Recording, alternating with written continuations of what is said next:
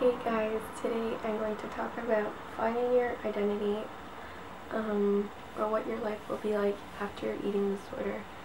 I know that it's very scary for you guys to think that there's life without an eating disorder, but I think that it's really important to set your values in place and to sort of realize or recognize why you want to recover. And these are tips as to how to find those reasons why. Because I know that can be hard. So let's do a little exercise together. Imagine your life in 10 years. And list things that, what your life will be like in 10 years. So think about, do you want a family in 10 years? In 10 years I'm going to be 29. At 29 I hope to be married. Thinking about having a family, buying a house. At 29 years old, I hope to be recovered. I hope to have a job. I really want to be happy, and I hope to love myself. If you imagine your life in 10 years, it sort of helps, I find, to sort of realize why you're doing this, or like why you're working so hard to recover. I find it really helpful. So, also you can list things that you can't do and things that you want to do right now because of your eating disorder. So like I don't know, for some of you it might be like you want to go bungee jumping but you can't because of your eating disorder, because you're too underweight or whatever, it's too dangerous. Another thing could be like you want to be able to go on vacation but you can't because you're too self-conscious of your body and stuff. Another thing could be like little things like just like you want to be able to sleep like a whole night through but you can't because of your eating disorder, like you have trouble sleeping. And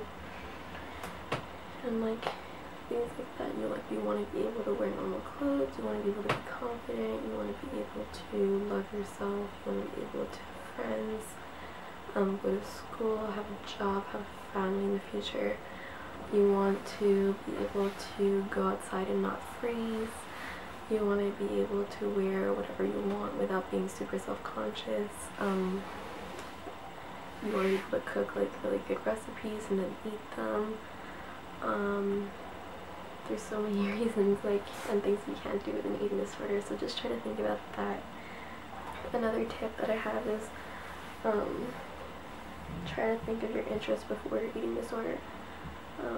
If your eating disorder has been lasting a really long time, it might be harder to do this, but if it's pretty recent, it might be easier. So just think about like what you used to like to do. So like for me, for example, I used to really like reading, skating. I used to play the flute, sports, seeing friends. Those are all things I really like to do before my eating disorder. And also, while you're doing that, you can also think of a list of your values. I did this exercise with my therapist and it was really helpful. Basically, like I'll link down below in the description a list of values and try to identify which ones are important for you, and that can really help you. And write them down, post them on your wall or whatever, and those are your reasons. Those are things that are truly important to you. And I find that really helped me. Another reason I think for not worrying too much about recovery is that think of it as your eating disorder is not going away. You're not going to be left with like emptiness, you're not going to be left with a void. It's going to gradually like fade and other things will sort of take its place, and I can honestly tell you that it's true. I've experienced it, that the less your eating disorder takes room in your head, the more room you have for other things that are more important. And so a little piece of reassurance is that what your eating disorder has taught you, whether it be like all those tricks, behaviors, or whatever, I know it sounds bad, but if this reassures you, it'll always be like acquired knowledge. So you're not going to just forget how to hide food or whatever. You're not going to forget how to purge. You're not going to forget how to restrict the good and the bad. So you're not going to forget how badly it was for you, how miserable you were. So the good and the bad is there, but it's acquired knowledge. You're not going to forget it just like that. So if that reassures you, any of you.